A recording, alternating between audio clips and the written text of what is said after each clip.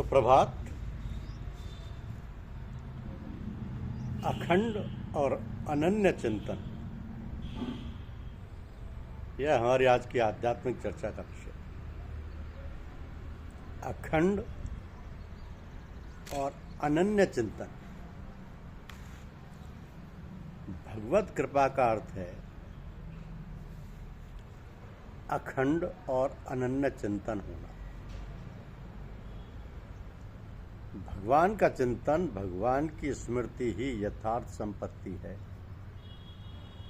और भगवान की विस्मृति ही बड़ी विपत्ति है। स्मृति यानी स्मरण रखना, याद रखना, और विस्मृति यानी भूल जाना, भुला देना। तो भगवान के विस्मृति बड़ी विपत्ति है।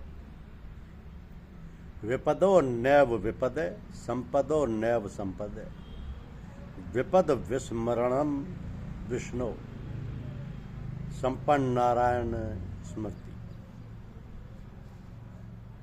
सांसारिक धन जन मान यश के नाश रूप विपत्ति विपत्ति नहीं है,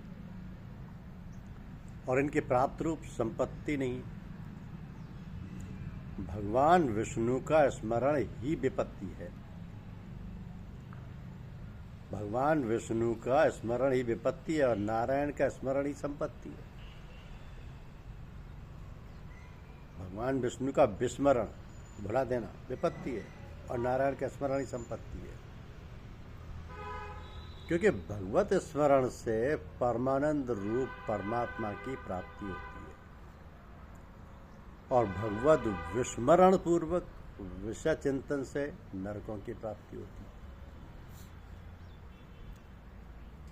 जब तक तुम्हारा मन विषयों में आसक्त है, जब तक तुम विषय मोह की शरीर, धन, स्त्री, पुत्र, मकान, जमीन, मान, यश आदि को अपना मानकर उनकी रक्षा करना चाहते हो, और जब तक भोगों के लिए तुम्हारे मन में उद्वेग, चिंता, विषाद और शोक है, तब तक तुम भगवान के मार्ग पर नहीं आए हो। विषय मोह को तोड़े बिना तुम भगवान की ओर मुंह नहीं मोड़ सकते।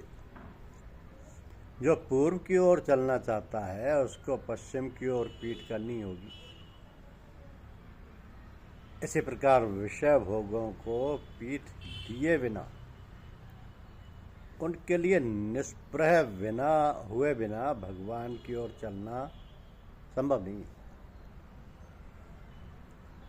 तो जो लोग संसार के धन संपत्ति, पुत्र पौत्र, मान, यश और पद अधिकार आदि के प्राप्ति होने पर भगवान की कृपा मानते हैं, वह कृपा का रहस्य नहीं समझते।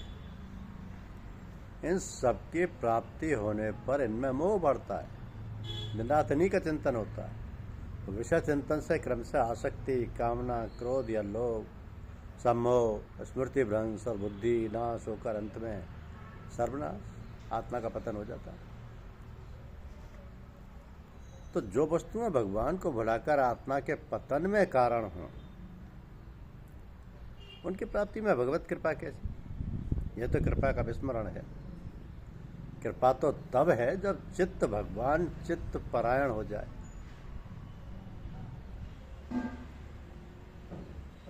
तुम यदि भगवान के मार्ग पर चलना चाहते हो तो तुम्हें विषय का मोह छोड़ना ही पड़ेगा। फिर यदि भोग पदार्थ रहेंगे तो वे भगवान की पूजा के उपकरण रूप में रहेंगे और तुम उनके द्वारा जो स्वकर्म का आचरण करोगे उसमें भगवान की पूजा होगी। तो जब तक तुम विषय पूजन में लगे हो तब तक भगवान के मार्ग से दूर हो। विषयों की गंदगी में भगवान नहीं आते, आकर भी छिप जाते हैं। अपने हृदय को साफ करो, तब उसमें भगवान की दिव्य झांकी होगी।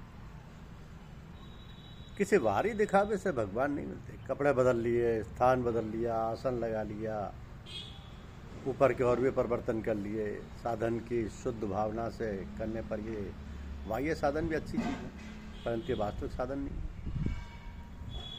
तुम यदि इन बाह्य साधनों को ही सब कुछ मानकर अपने को साधक या साधु मान बैठोगे तो धोखा खाओगे और नुकसान उठाओगे। जब तक तुम्हारा मन, तुम्हारी बुद्धि भगवान का चिंतन नहीं करते, जब तक तुम्हारा चित्त निरंतर भगवत चिंतन में नहीं लग जाता, तब तक बाहरी साधनों से कुछ नहीं हो सकता।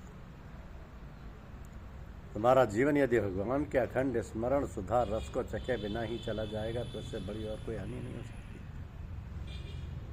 जीवन का प्रत्येक क्षण भगवान के मधुर मंगल में चिंतन में ही लगे, तभी जीवन की सार्थकता और जीवन का परम लाभ है। धन्यवाद। YouTube चैनल को लाइक और सब्सक्राइब अवश्य कीजिए। शुक्रिया।